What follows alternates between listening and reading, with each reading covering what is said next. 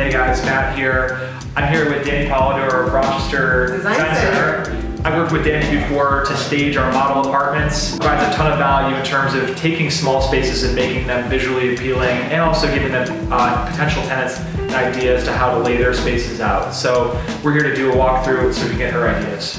What are you going to do with this space? This space is awesome. Look at all of the angles, the big windows. You've got blank walls with beautiful moldings everywhere. You've got the proximity to the kitchen. So I would suggest that this could almost function as a 2-bedroom, where this could be a studio space, put a bed, maybe a Murphy bed or a roll-out sofa or something like that, as well as having a like live-work type of opportunity with all your computers set up, and that could be your entertainment section as well.